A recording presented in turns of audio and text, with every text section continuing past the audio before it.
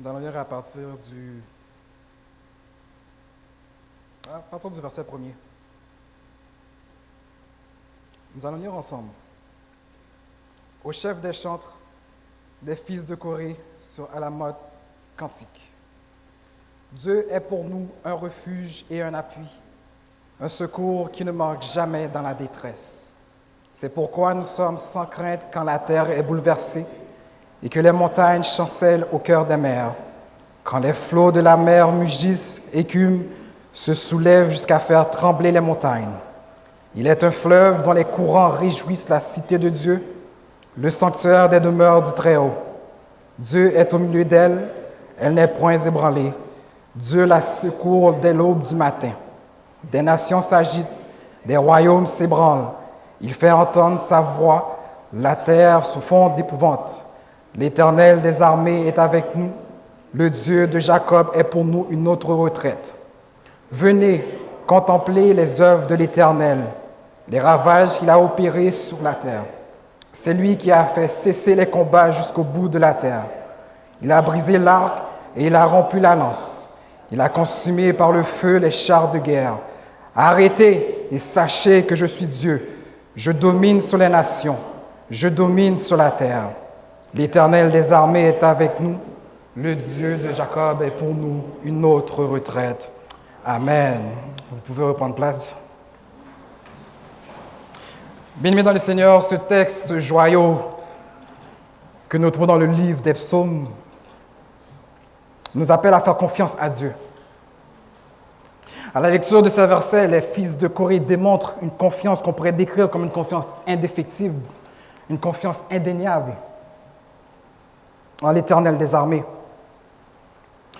Des commentateurs bibliques pensent même que le contexte autour de la rédaction de ce psaume était probablement un contexte de guerre, un contexte de tribulation, un contexte où il y avait une atmosphère plus ou moins non désireuse. Néanmoins, à la lumière de ces versets, nous pouvons constater que malgré l'atmosphère du moment, la confiance du peuple de Dieu n'était point ébranlée. Encore plus étonnant, ou pas pour certains, le peuple était en mode action de grâce et chantait les louanges à Dieu. Ce n'est pas pour rien que le Saint-Esprit a jugé bon de mettre en évidence le premier verset qui dit « Au chef des chantres, des fils de Corée sur Alamoth, cantique ». Et la définition de cantique dans le dictionnaire, le Robert, est poème, chant d'action de grâce. C'est pour cela que je dis que le peuple était toujours en mode action de grâce, chantant les louanges à Dieu, malgré que probablement ils étaient dans une atmosphère, dans une situation non favorable, dans une situation non envieuse. Mais leur cœur était collé à Dieu, leur cœur était connecté à Dieu. Ils ne laissaient pas l'environnement affecter leur relation avec le Seigneur bien-aimé. Qu'en est-il de nous, frères et sœurs? Notre confiance est-il toujours ferme lorsqu'on fait face à des situations difficiles? Quand nous subissons les revers de la vie et les choses ne nous sont pas favorables? Même avant l'aube de la nouvelle année 2025, les prévisions étaient déjà peu reluisantes. Instabilité planétaire, les soucis de la vie qui ne cessent d'augmenter. On parle que l'épicerie va augmenter pour les ménages de 800 à presque 1000 $ de plus cette année. C'est effrayant. Quand on va à l'épicerie, un paquet de 4 poivrons, bien aimés, est passé de 4,99 à presque 7 $. Aussi banal que soit-il, mais c'est parce qu'il y a une misère déguisée, cachée ici, mais on ne le voit pas. Parfois, on peut marcher, oui, on voit des itinérants, c'est vrai. Mais il y a de la misère qui est cachée, bien déguisée dans ce pays dit développé, industrialisé. Là, parce que le manger devient de plus en plus une denrée, je ne vais pas dire rare, parce que c'est pas que c'est rare, c'est que c'est cher. Et en décembre, je lisais que ça disait qu'il y a une proportion de plus des Québécois maintenant qui vont dans les banques alimentaires.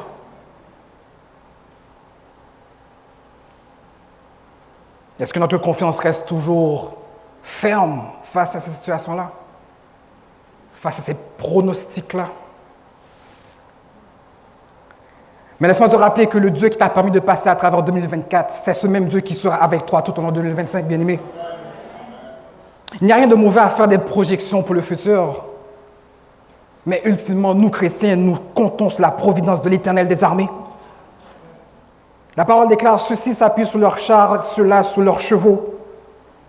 Nous invoquons le nom de l'Éternel, notre Dieu. Psaume 20, verset 7. Ce n'est pas pour rien que nous changeons, quand nous changeons l'année en mode action de grâce. Nous rentrons dans l'année en prière, nous entrons dans l'année avec louange.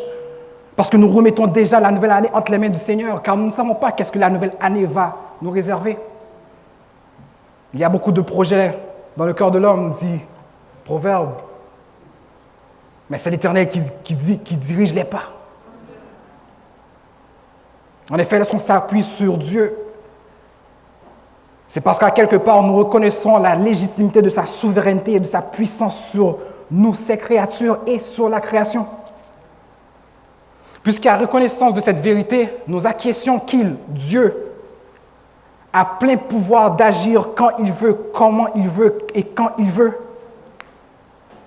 Ce qui fait en sorte que nous devons être en mesure de dire sans hésitation, comme les fils de Corée au verset 2, Dieu est pour nous un refuge et un appui, un secours qui ne manque jamais dans la détresse. Et si je ne m'abuse, le psalmiste me dit, j'ai été jeune et j'ai vieilli. Je n'ai jamais vu le juste abandonné ni mendiant son pain. Il y a de tout âge dans l'assemblée. Et pour vous qui nous écoutez en ligne, il y a des moins jeunes, il y a des jeunes, il y a des très jeunes. Et avec l'expérience de chaque personne, et surtout ceux qui ont vécu, je crois que vous pouvez dire que ce que le psalmiste a dit, si vous êtes là aujourd'hui, c'est parce que Dieu ne vous a jamais abandonné. Il y a peut-être des moments de désert, oui, c'est vrai. Ne pas savoir comment nous allons nous rendre à la fin du mois, peut-être. Mais Dieu avait fait provision depuis l'éternité, bien-aimés. C'est pour ça que nous pouvons être aujourd'hui ici, louer son nom. C'est pour ça que nous avons des raisons de lui faire confiance. Là où l'homme échoue, Dieu, lui, n'a pas échoué et n'échouera jamais. Si tu es jeune dans la foi et que peut-être tu n'as pas encore vraiment expérimenté avec Dieu, et quand je dis jeune dans la foi, c'est peu importe l'âge, je ne parle pas de jeunes personnes. Je t'invite à ouvrir ta Bible et tu verras le nombre de fois que le peuple de Dieu a trouvé en lui un refuge et un appui d'une fiabilité inégalable. Tu peux aussi demander à ceux et celles qui ont marché depuis un certain temps ou plus longtemps avec Jésus de te faire part de leur vécu, de leur témoignage. Car il y a une richesse dans les témoignages, bien-aimés. Tu ne peux pas être chrétien et dire que tu es enfant de Dieu et dire que tu marches avec Dieu et que tu n'as pas un témoignage quelconque. C'est inconcevable. Parce que Dieu a quand même fait quelque chose pour toi. Et il a fait plus qu'une chose pour nous, bien-aimés. Mais bien-aimés, savez-vous que dès que nous avons accepté Jésus-Christ comme notre Seigneur et Sauveur, nous avons automatiquement expérimenté le refuge et l'appui de Dieu. Comment? Par le sacrifice de Jésus, son Fils, sur la croix. Dieu nous a abrités de la mort éternelle. Il nous a secourus et nous a donné la vie éternelle par et en Jésus-Christ. C'est la plus grande des choses qu'il a fait pour nous. Jésus n'a pas seulement pris le fardeau de nos péchés, mais il nous a fait connaître la grâce la plus excellente de devenir enfants de Dieu, protégés par El Shaddai, Dieu Tout-Puissant, sanctifiés, rachetés, etc. Tout cela est obtenu par le salut. Alors, mes frères et sœurs, n'avons-nous pas toutes les raisons d'avoir confiance en disant c'est pourquoi nous sommes sans crainte quand la terre est bouleversée et que les montagnes chancellent au cœur des mers, quand les flots de la mer mugissent, écument, se soulèvent jusqu'à faire trembler les montagnes.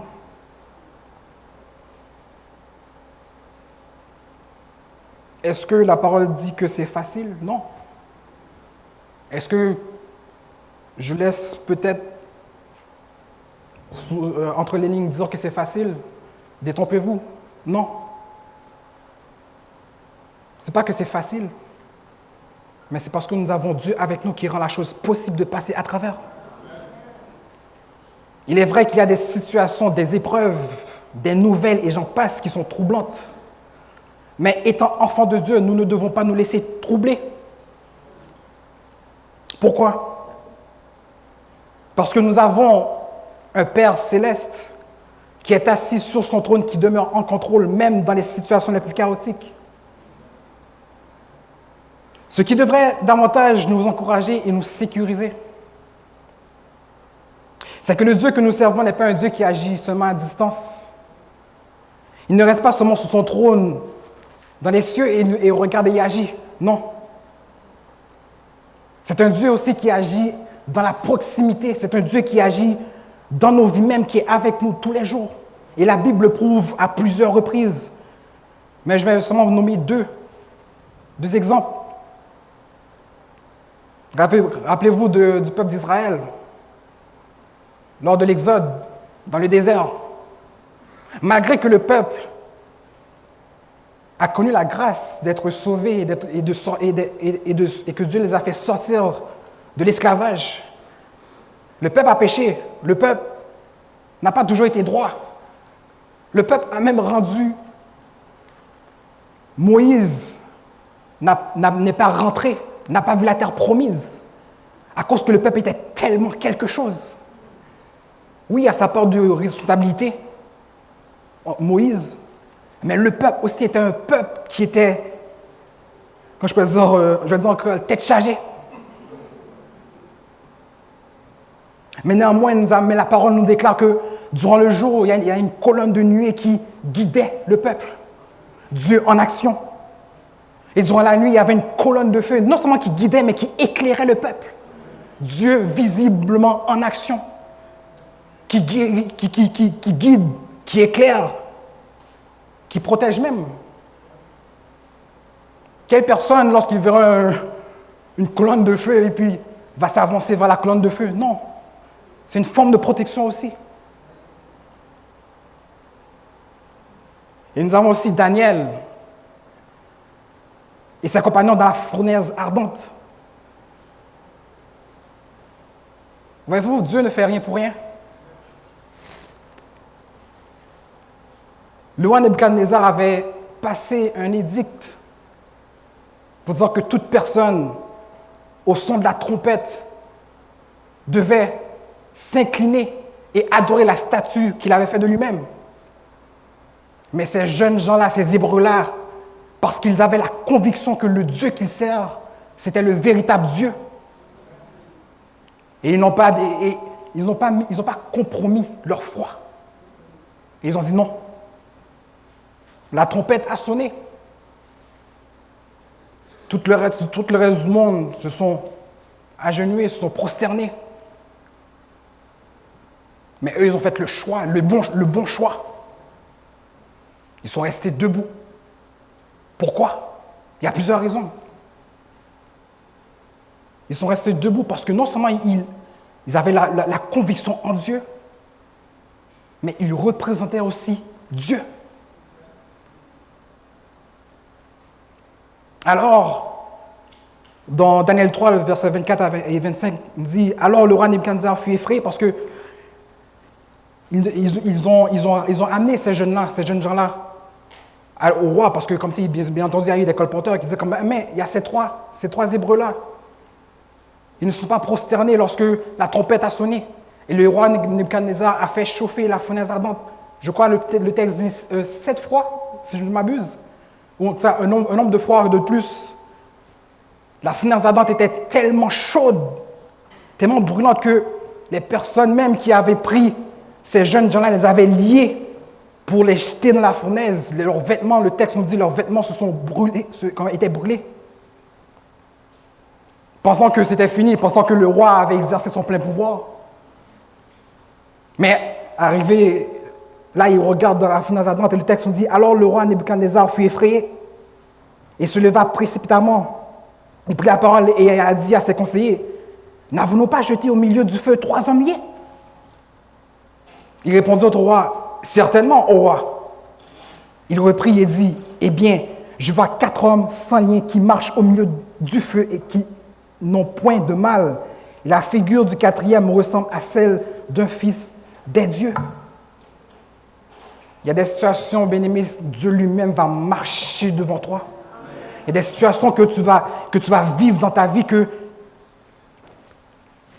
si ce n'est pas de bon Dieu qui te prend mêle, qui t'est poté haut, tu ne pourrais même pas passer là où tu devrais passer.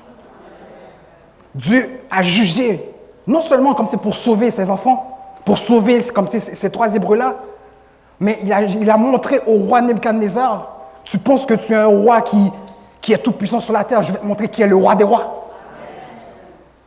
Et bien aimé, ce texte-là que nous étudions ce matin-là.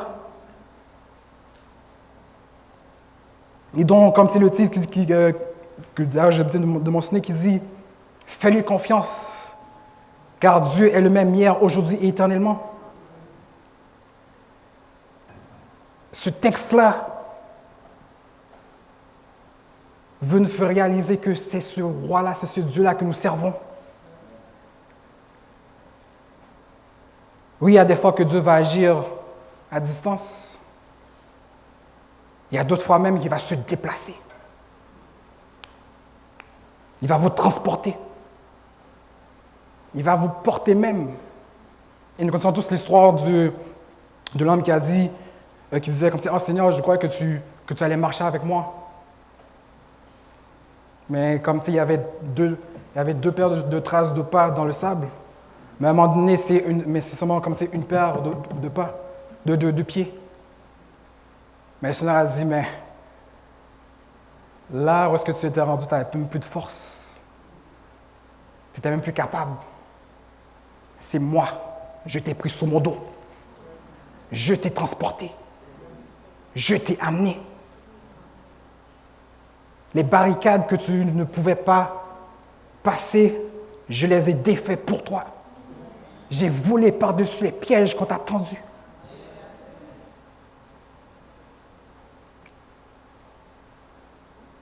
Avec un tel Dieu, comment ne pas être fortifié face aux vicissitudes de la vie? Il est toujours prêt à nous secourir et présent dans les moments où nous l'avons plus de besoin. Maintenant, reste à savoir en qui ou en quoi repose notre foi. Sur qui ou sur quoi tu t'appuies? Est-ce sur ton intelligence, tes biens matériels, ta carrière, ton entourage, ton réseau ou encore ton argent? Je prie Dieu que ce n'est pas le cas parmi nous, car cela serait malheureux. En effet, tout cela, c'est Dieu qui les donne. Et ces choses sont éphémères. Car du jour au lendemain, ces choses peuvent se volatiliser. Et Jacques, dans sa parole, nous dit,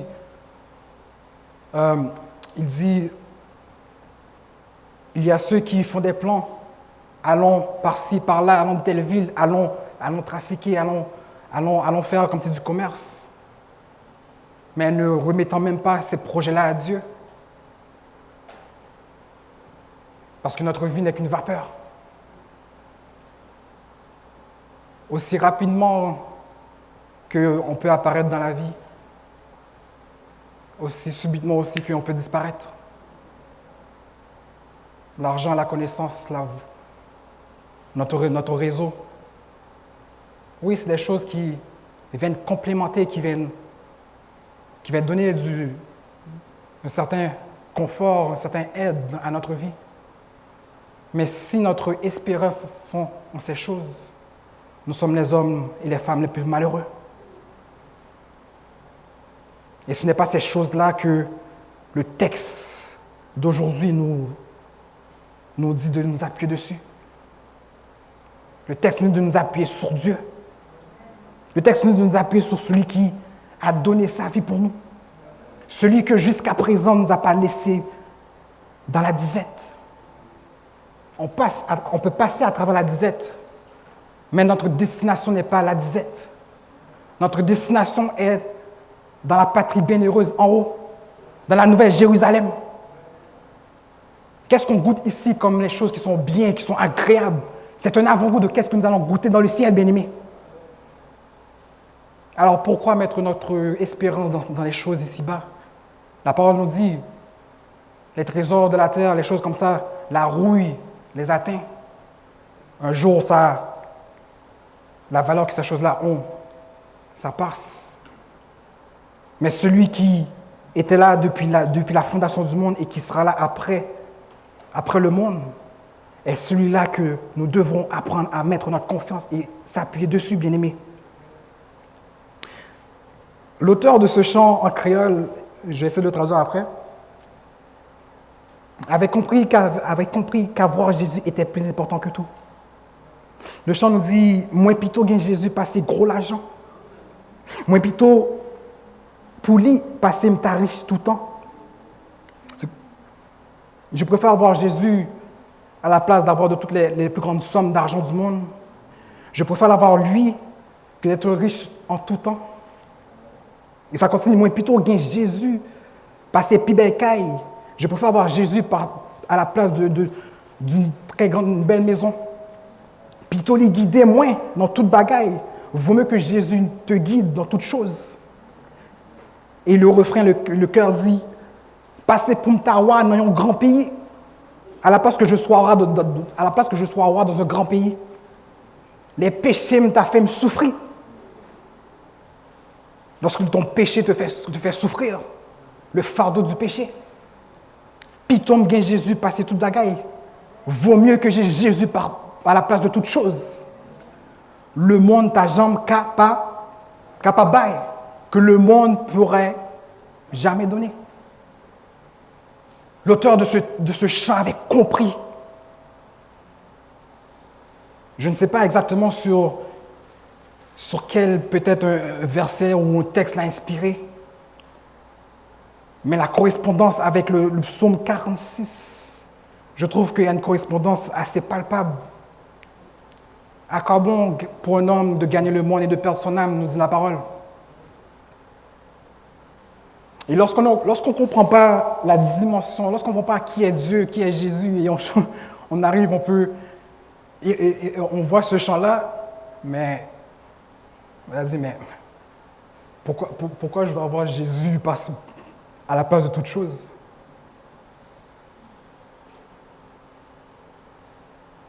Si il y en a parmi vous qui vous posez encore la question,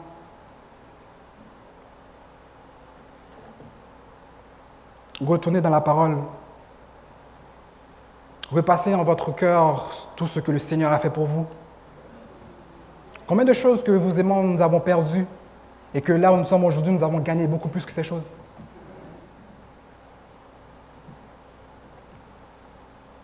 Le monde, la terre et tout ce qu'il contient sont à l'Éternel, nous dit la parole. Une chose perdue, 3, 4, 5 de retrouver. Le moins plutôt bien Jésus passer toute bagaille.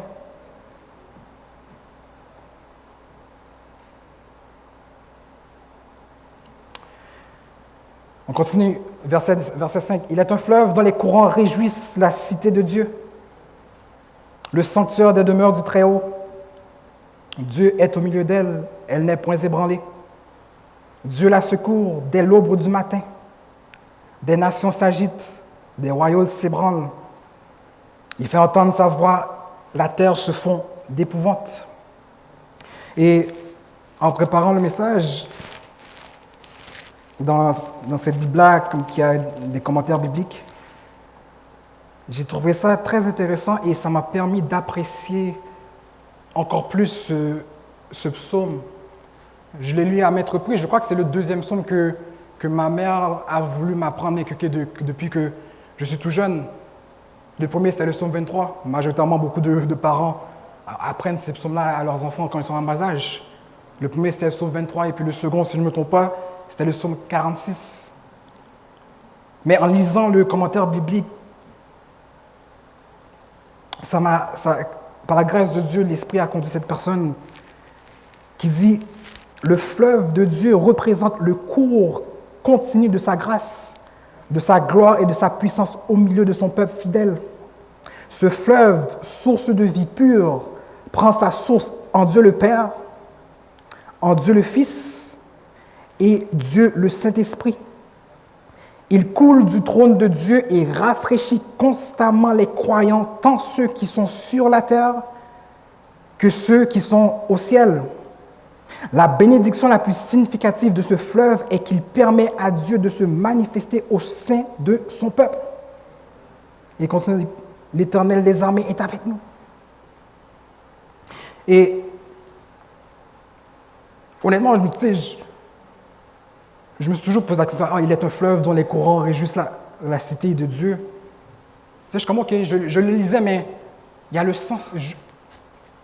Le sens, je n'avais pas capté vraiment. Mais en lisant cela, ça m'a permis de comprendre le texte dans une autre dimension. D'où il est important qu'on ne peut pas lire la Bible juste pour lire la Bible. Il y a des passages que tu vas lire, que quelqu'un d'autre va lire, mais le fait que tu as une compréhension, que le Seigneur te fait grâce d'avoir, que le Seigneur va te permettre d'interpréter ce passage-là, ce texte-là, juste un mot. Avoir la compréhension juste d'un mot peut changer ta vision de tout le texte. Donc, il est important de comprendre qu'est-ce qu'on lit. Il est important de comprendre qu'est-ce qu'on chante.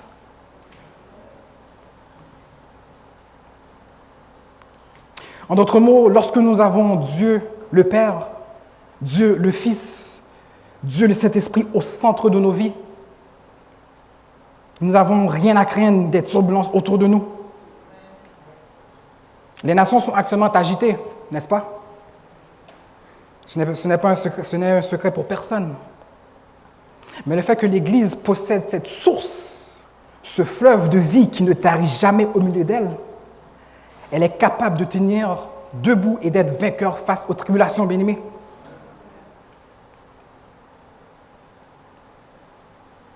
Donc, il est important de cultiver notre relation avec le Seigneur. On ne peut pas dire sans une relation ferme, sans une relation en constante évolution, dire avec confiance, c'est pourquoi nous sommes sans crainte quand la terre est bouleversée et que les montagnes chancellent au cœur des mers. Quand les flots de la mer mugissent, écument, se soulèvent jusqu'à faire trembler les montagnes. Quelqu'un de non affermi peut dire ça avec confiance et dire, Seigneur,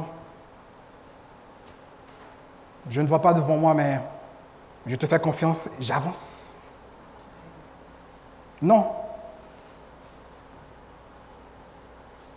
C'est pourquoi il est important de continuer jour après jour, semaine après semaine, année après année,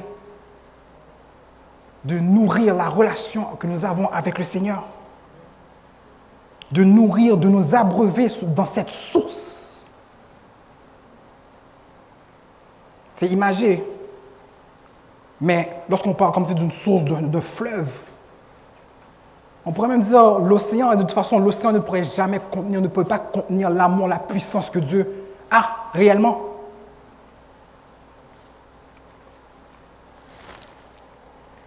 Et des fois, lorsque cette source-là n'est pas au centre de nos vies, lorsque Jésus n'est pas au centre de nos vies, Il y a des dégâts qui s'opèrent, qui auraient pu être évités. Pas que nous ne sommes pas forts ou quoi que ce soit, non. Disons notre pèlerinage d'ici-bas, il va y avoir des faux pas, c'est vrai. Mais il y a des choses qui peuvent être évitées lorsque nous mettons Jésus-Christ au milieu de nos vies. J'ai déjà entendu à maintes reprises ce genre de commentaire-là. L'Église n'est plus ce qu'il était. Ou encore, l'Église a perdu sa puissance. Mais qui est l'Église? Je pose la question, qui est l'Église? Nous sommes l'Église. Ce n'est pas le building qui est l'Église. Le building n'a aucune puissance. Les 4 murs de l'oratoire n'ont aucune puissance. D'ailleurs, ça a été fait de main d'homme. Donc, avant de balancer des commentaires comme ça peut être vrai, c'est vrai. Mais posons-nous la question, pourquoi l'Église, du moins certaines églises, je ne peux pas mettre tout le monde dans le même bateau, certaines églises est rendues où est-ce qu'elles sont? Pourquoi c'est rendu plus fréquent que Satan le diable est assis dans l'église et qu'on ne le sent même pas? Chrétiens, qu'est-ce qui se passe? Qu'est-ce qui se passe? Le pasteur ne peut pas porter l'église sur son dos tout seul. Les diacres ne peuvent pas porter l'église sur leur dos tout seul. Les membres du comité spirituel ne peuvent pas porter l'église sur leur dos tout seul. Ils ont bien beau vouloir faire en tout temps. Ce sont des hommes avec la force d'un homme. Oui, c'est vrai, Dieu est avec eux. Dieu est avec chacun d'entre eux. Mais l'Église, dans son ensemble, doit se réveiller. Si l'Église a perdu sa puissance, c'est parce qu'il y a eu un problème, il y a eu un détournement quelque part dans le cœur des hommes de l'Église, dans le cœur des chrétiens de l'Église. Parce que ce n'est pas Dieu qui a perdu sa puissance, bien-aimé. Dieu est tout puissant en tout temps et jusqu'à la fin du monde.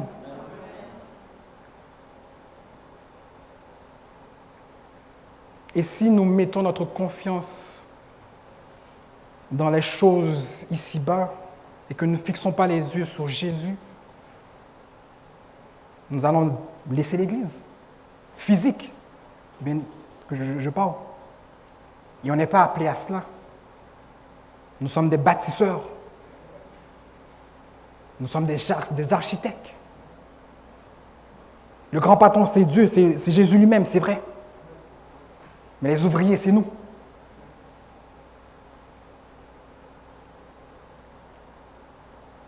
Grâce soit rendue à Dieu, ce n'est pas le fleuve qui s'est asséché. Ce n'est pas la parole et Dieu qui a changé. Mais c'est plutôt la place de Jésus dans la vie de certaines églises qui a changé.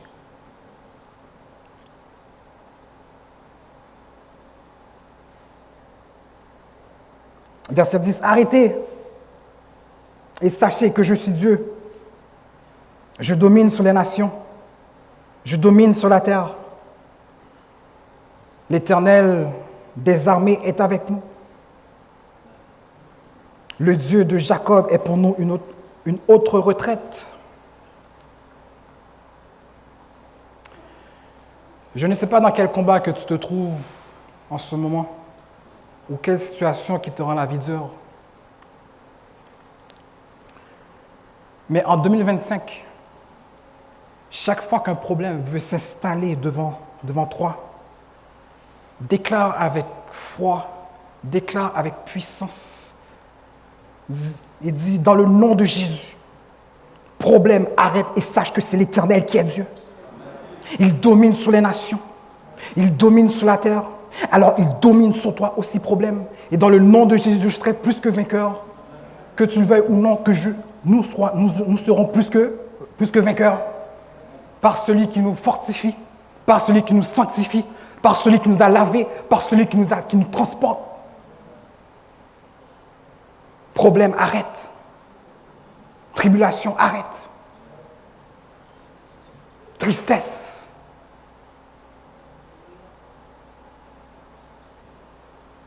Donne-moi une pause. Arrête. Et nous avons parfois ce réflexe-là. Et ce matin, dans un moment de court prière, je disais comme ça, Seigneur, délivre. Délivre comme tous ceux qui sont malades ou délivre ceux qui ont besoin de délivrance.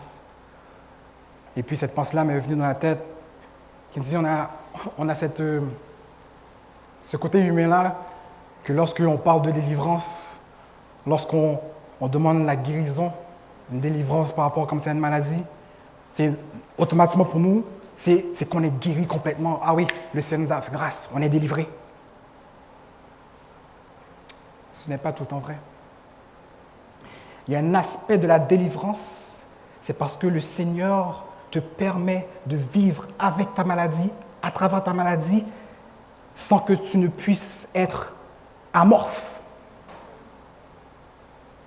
Est-ce que c'est facile? Non. Mais Dieu t'a délivré quand même, parce qu'il y en a d'autres qui sont malades et ils ne peuvent rien faire. Le Seigneur délivre de la manière qu'il veut délivrer, quand il veut délivrer. Disette, arrête. Nations ébranlées, arrête. Peuple de Dieu ébranlé, arrête. Sache que c'est l'Éternel qui est Dieu.